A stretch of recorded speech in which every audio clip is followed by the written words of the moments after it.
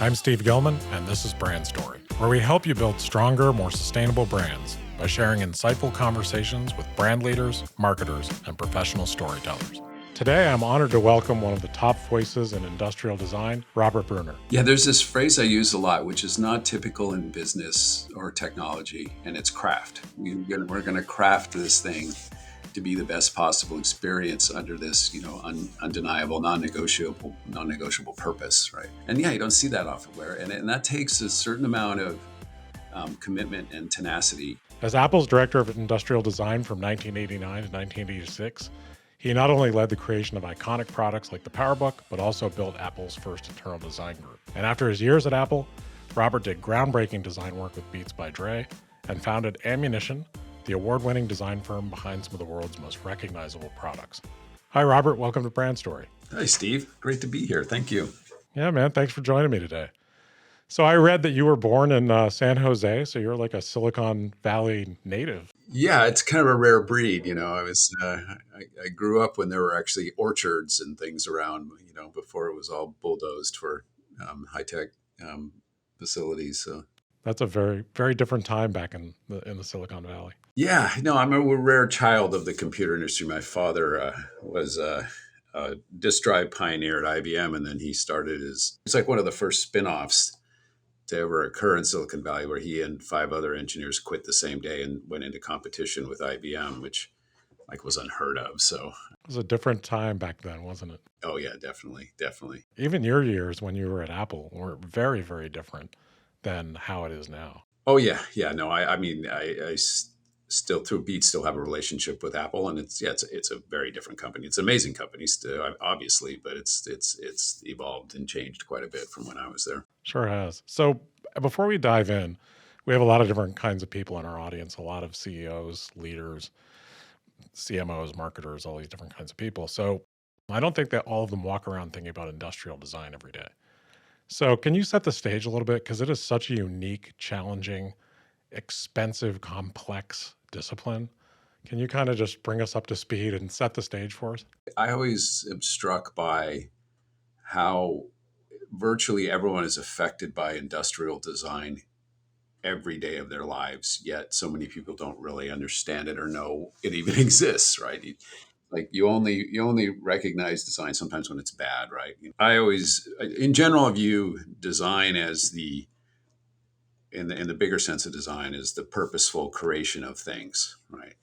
And I always say companies are always designing. They may not realize it, and they may not be doing it with purpose, right? But that's largely how I view design. And industrial design is the development and design of 3-dimensional objects, devices, products for mass production, for being made in volumes of more than one, right? So typically, working in the thousands or tens of thousands or millions, right? So it's so the industrial designer is an individual who works with companies and individuals to define, create, develop, and deliver things out into the market.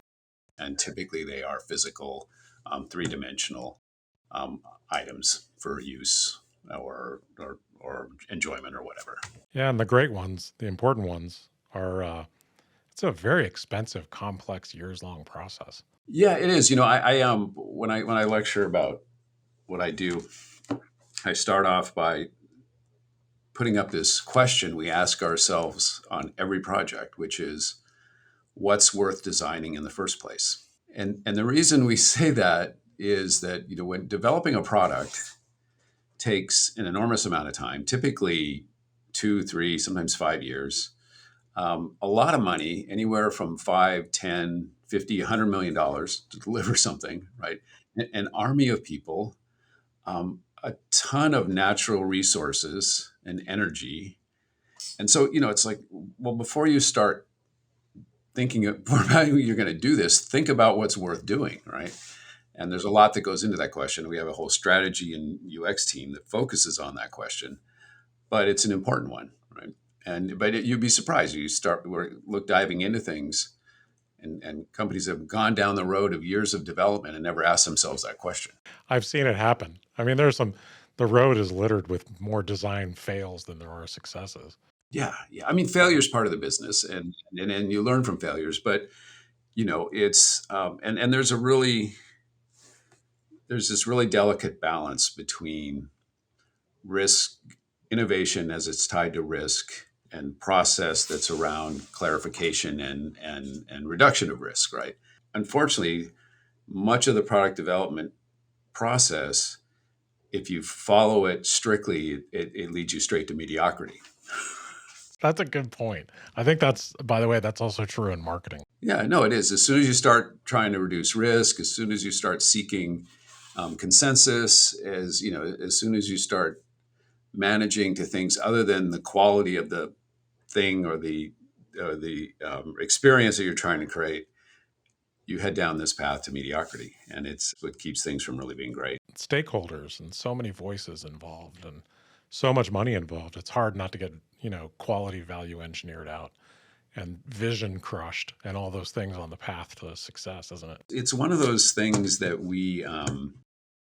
why we like working with startups so much, right? It's that you're working with founders and groups of individuals that have are the stakeholders. They are the people that are driving it. They're the people in created it, and they're the ones that will almost always get the most interesting work accomplished with, because it's a small tight group. There's a lot of passion, and there's this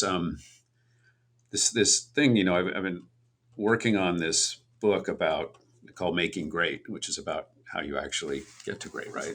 And one of the things you find consistently with these leaders is they will have a non-negotiable purpose, right? And that many times sits above financials, right? It's just it's just not negotiable. We're just we have to do this thing, and it has to be amazing. And you don't find that much in corporations. When you find that individual, like, we hang on to them with all our life, to try and maintain that relationship. So, but it's really really important to doing interesting work. I bet. I mean, the closer someone is to the vision of the product, the better it's going to turn out, and be able to sustain all the effort it takes to get there without, you know, arguing themselves to mediocrity. So, one of the really interesting things about your career is your work with Beats by Dre. Like, you were at Apple for a number of years. I know that basically founded their first internal design department, worked on the PowerBook extensively. So you did some incredible work there. But how long have you been working with Beats by Dre now? Like 10, 15 years, something like that? It's 20. Holy crap. I realized this recently. Literally started working with Jimmy and Dre sometime in 2005, and continued to work on the brand, as the lead designer. So it's been a long, crazy ride. Such a successful one from a design point of view and from a brand point of view. I mean, the vision for that and the execution is really second to none. Because I think I heard you speak about that it started all with Dre being frustrated about people not being able to listen to his music properly. Yeah, that was literally in the first meeting.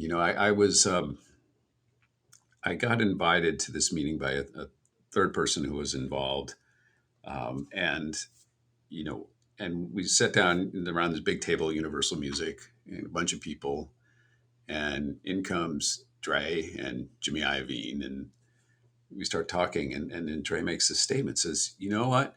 People are not hearing my music, right?" And what does that mean? He says, I spend all my effort and energy crafting a song and making it perfect, and then people go out and listen to it on those crappy white earbuds." Right? Which it was really an ironic statement given what transpired, but that was his non-negotiable purpose, right? That he wanted to create products that could hear the music the way he intended it, right? That's kind of where all great products or design can come from, is trying to solve a real problem. And it maybe isn't a problem the public knows it has, because everyone's walking around with their white earbuds and it sounds okay to them. But for the artist to have, like, that's a real mission. Like, I want my music to sound the way I intend it to when it's out there in the wild in people's ears. So, you know, man, what a journey that must have been. Yeah. And then the Jimmy part of the equation, and Jimmy's brilliant, and but he really understood that for For their audience, there was no high performance audio brand. It just didn't exist. There was, Bose is your dad's headphone, right?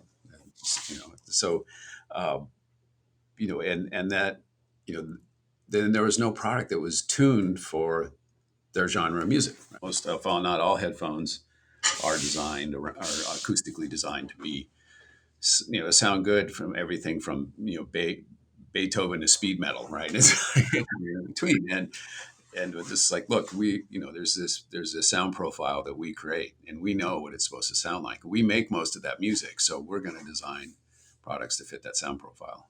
And Jimmy said, I'm gonna use all my tools to connect with that audience. And it was really interesting. I mean, what he really decided to do was in the same way that he would market an artist, that's how he was going to market the headphone. He was going to treat it like the star, right? And that was actually a brilliant. Just really inserted it into the cultural conversation. It's some of the most brilliant marketing, and the product has so much to do with it because, headphones like the ones I have on are usually just this like utilitarian thing, and they always looked very mechanical Yeah, and crappy, quite frankly. Unless you were an audiophile and that's what your whole deal is. You want the most complicated piece of machinery on your head because you think it says something about you. But most people, want something else, something better. So I think what you all did is also make headphones a design accessory. you're absolutely right. Actually, headphones are one of the more complicated things to design, right? Because they need to do so much. They have to be a wide range of adjustability. They have to be comfortable. They have to be durable. They have to, of course, sound great. Have great acoustics. All these things that go into, and that's why most headphones, like the ones you're wearing, tend to be really mechanical and articulated, right, to support all that. What we realized was that they're actually the original, if not most popular, piece of wearable technology, right? But they're not really designed, weren't really being designed on the head, right? To say, not just, of course, from a comfort point of view and a fit point of view, but from a appearance and idea point of view, right? Sort of like what, you're going to go out into the world wearing something on your head, which is arguably the most sensitive place in your body to wear anything. And, but no one was looking at it in that context, right? So I remember I had a a print of a headphone kind of similar to the one you have, and I drew this single line across from ear to ear. And I thought, wouldn't it be great if I could just get all these, you know, required but complex, ugly things tied up together in a simple, streamlined package? That was really just this very graphic element on the body, and that was the inception of the design. Now that was a really it turned out to be a very challenging thing to make work and make reliable and do all the things it's supposed to do. But that was the impetus and intention for the product, and continues today. Yeah, and the iteration on the product is amazing. You must have looked at every model of the human head and ear available on Earth by now.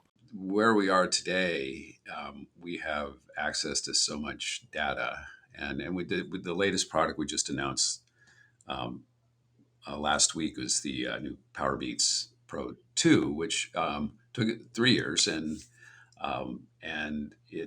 they, as I said, designing headphones is challenging. Designing earbuds is even more so, in the sense that everybody's ears are different in a large number of ways, right? And dimensions and angles and contours, and just and even from side to side, your two ears are different, right? So having a product that fits and fits well is tough. And one of the main things, of course, about the Beat sound profile is the quality of the bass, and you don't get good bass unless you have a good seal in your ear cavity, right? And then when you add into movement, right, we're giving you a product that says you can wear this while you're jumping and running and flipping and doing everything you want to do, yet still stay stable in your ear.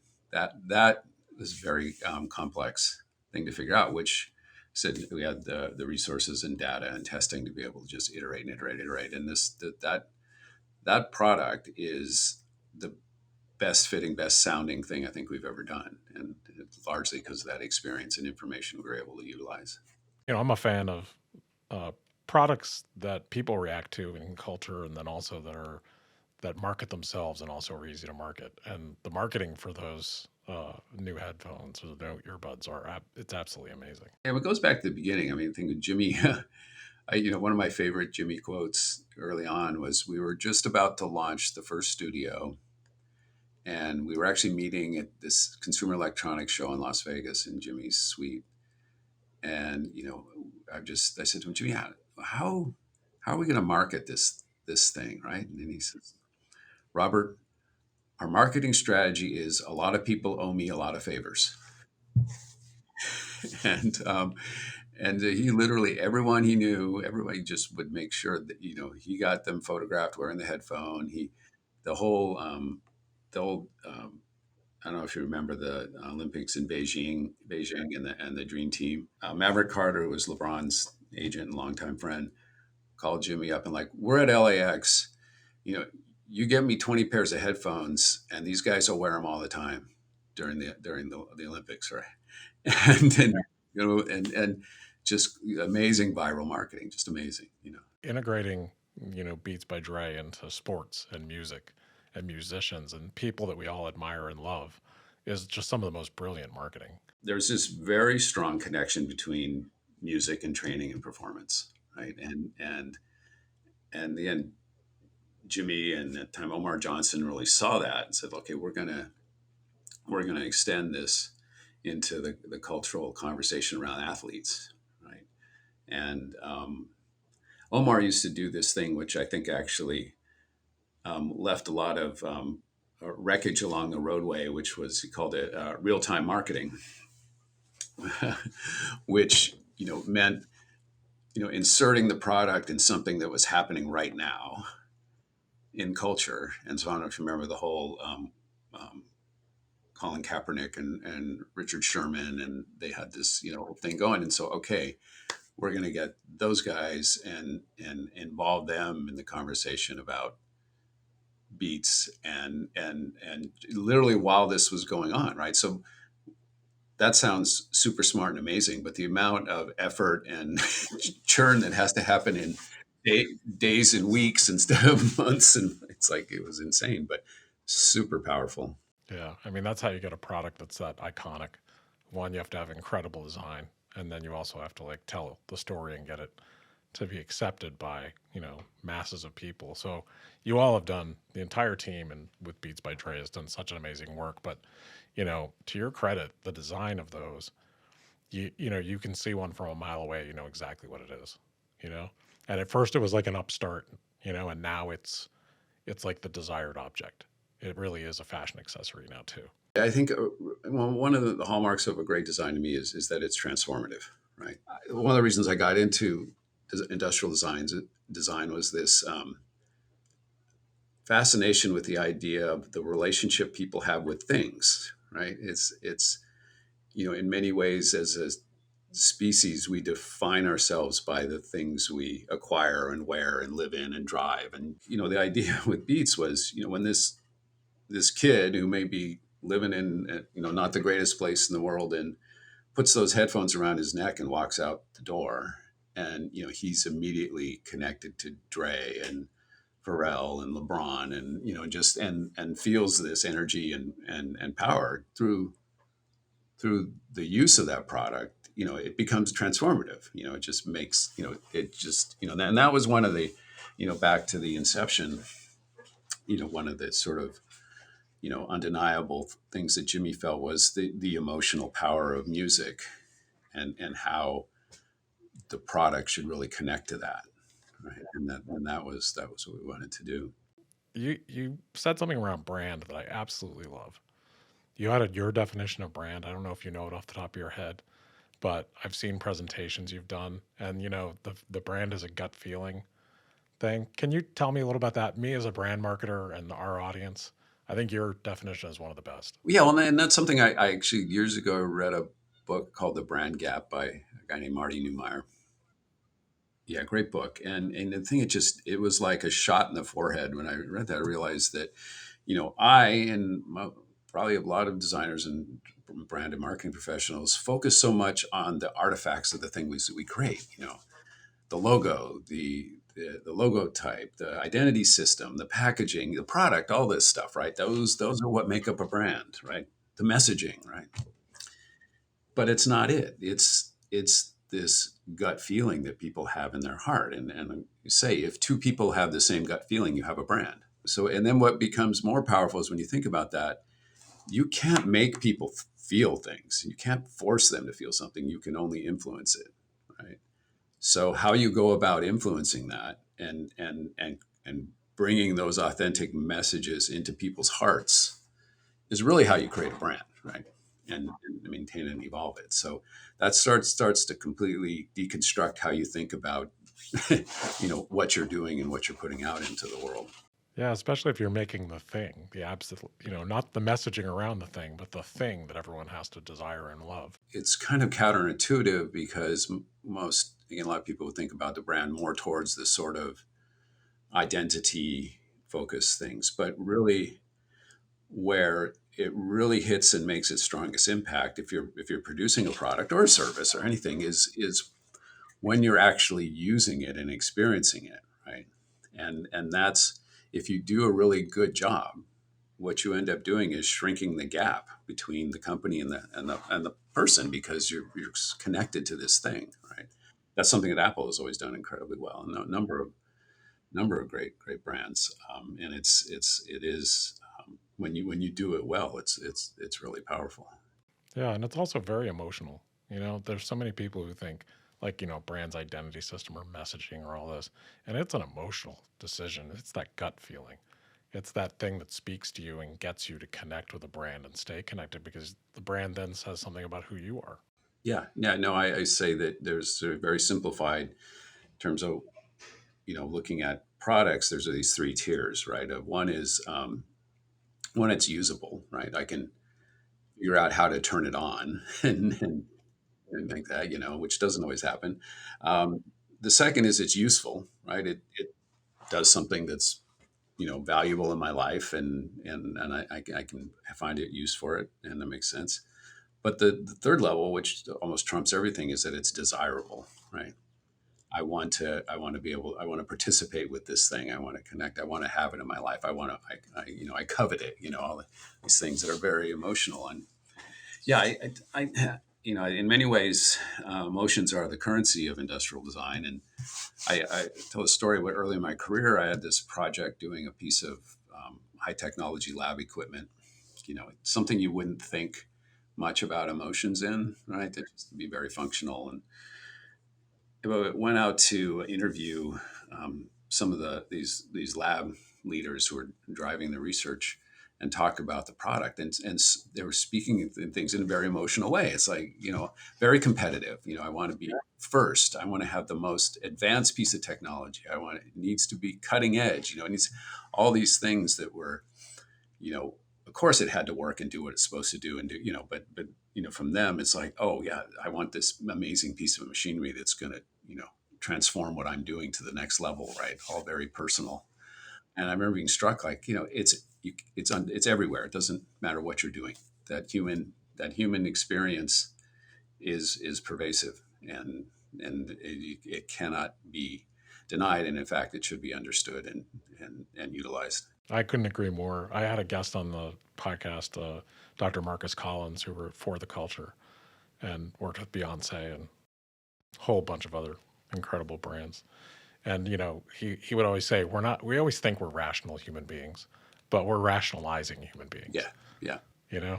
Everything we're going to buy, we're going to come up with the ways to defend why we have to have it. Yeah, exactly. And those are all emotional reasons. Yeah. Yeah. No, I mean, you always look at you look at price and you look at features and you look at, but when it's all at par, which most stuff is, right? You're it's like, okay, it's hard to articulate, but why I'm connecting with this one, right?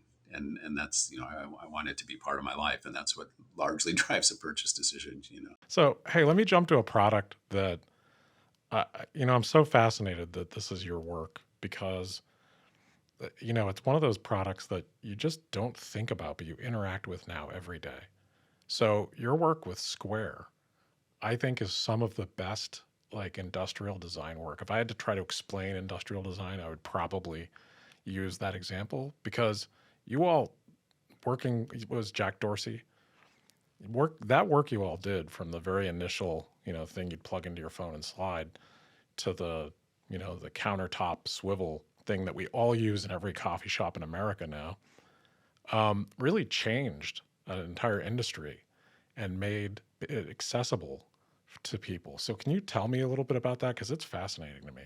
Yeah, that was a great experience and great program. And working with Jack was wonderful. And when we talk about non-negotiable purpose, in that case, it was the democratization of credit card usage, right? And that prior to that, to if you're a retailer, to be able to take Visa and MasterCard and Amex, was a bit arduous and expensive, and this clunky equipment. It was hard to utilize, and let alone if you're a guy on a sidewalk, selling art or sneakers, right? Just like no way.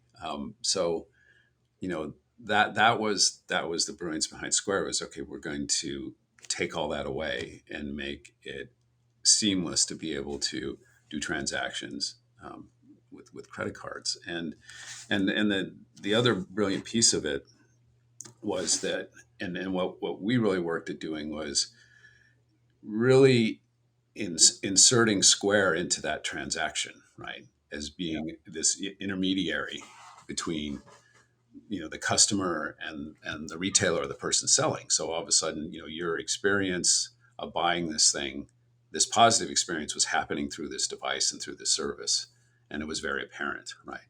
I mean, prior to that, could you name any of the machines that you slid your credit card through ever, right? We realized that there was this really sort of very personal thing with using it. It basically, the you would hand your credit card to the guy on the sidewalk. He would swipe it and then hand the phone back and take your signature in this sort of exchange. It's almost a very, um, you know, very time tested thing of this sort of transaction of handing someone cash or whatever at the purchase. And so we wanted to utilize that also in the Square stand, which was effectively the reimagining of the cash register. And so we always joke you know had this utilized this amazing piece of technology, which was the lazy Susan, right, which allowed you to swivel it around, and it allowed that exchange to occur. And the other thing that was driving that product, which was very clear from the beginning, the product was focused on small retail, coffee shops, boutiques, mom and pop stores, right? And and not surprisingly, as we went out and talked to shop owners, enormous amount of pride in their business, right? And to them, it was such a point of accomplishment to have this business, and it was their own, and they cared deeply about it. And so we really thought we have to make something that they're going to put on their counter that's just so beautiful, and just it really is an icon for the pride they have in their company and their establishment. And what like most products, you tend to focus on the front, right? And we realize, no, the back is what's going to matter, right? It's when you walk into the shop and you see this beautiful piece of white sculpture with the perfectly applied and size Square logo on the back. That's what matters, right? And it's true. It's like when you walk into a shop and you see one of those, you're like, oh man, this guy's with it. It's one of those things when you look at products that you've done. Part of this book I'm working on is sort of what takes something from good to great, right? And it's because I realized everything we do is good. I can put under the umbrella of good design. A smaller percentage is great, right? That changes things, moves the needle, embeds itself in culture. It's like, well, why does that happen? How did that happen, right? And it really is this certain form of leadership and energy that occurs. And that's one of the things we had in Square. Was like, okay, this thing is going to change things. This thing is going to make it different, going to make it better, make it easier. And that's for me the hallmark of something great. When you get to work with someone or a team that has that like clear vision and direction, and the commitment to doing it right, Man, those experiences are like, you have to appreciate those when you're having them, Yeah. because regardless of your field, in brand and marketing, I've had those experiences where you're like, wow, we're going to get this one right because everyone's actually on the same page and bought in. Yeah, there's this phrase I use a lot, which is not typical in business or technology, and it's craft, right? And it's when if in having a commitment to craft, and that you're just, and it's almost like, you know, you're going to do the right thing even if you be punished for it, right? And then so we're going to craft this thing to be the best possible experience under this, undeniable, non-negotiable purpose, right?